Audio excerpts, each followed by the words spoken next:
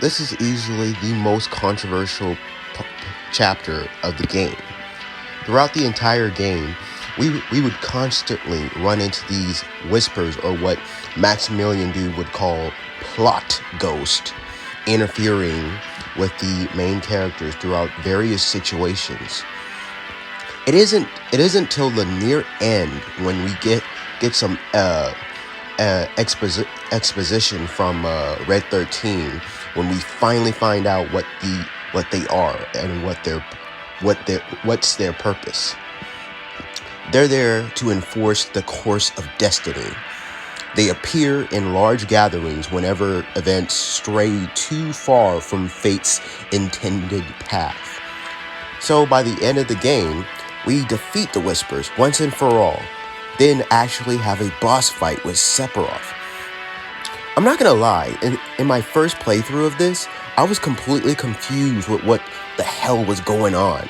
And it was only after watching multiple videos explaining the ending that I sort of have a better understanding now, but it still leaves me with mixed feelings.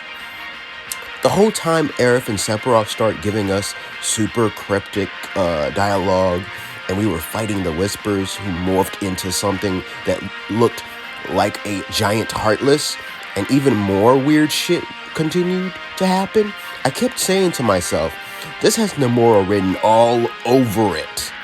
And yes, I am aware that TETSUYA NOMURA directed this game, but may have not had a hand at every creative decision when it came to remake story, but still, it definitely reminded me of something he'd do. The final boss fights were awesome, and listening to this game's version of One-Winged Angel was fucking fantastic. It still made me a bit off with what was going on. It started feeling less like what 90% of the game was, and more of like Kingdom Hearts, and I say that as a huge Kingdom Hearts fan. And I still don't know what to make of the fact that they brought back characters like freaking Zack back to life, and what their roles are gonna be going forward. Though over time, I've grown to appreciate this chapter a bit more. During my first playthrough, I managed to beat Sephiroth as Tifa. Then during my second playthrough, I actually beat him playing as Aerith, which would be a very cathartic feeling for anyone familiar with the OG FF7 story.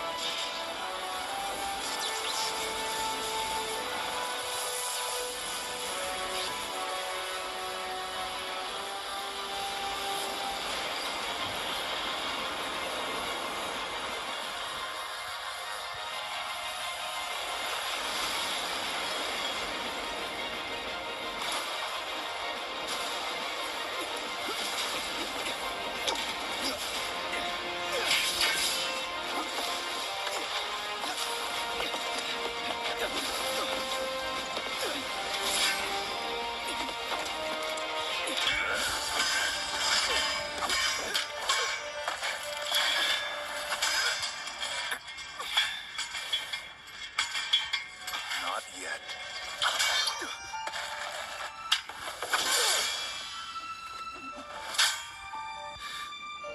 7 seconds till the end.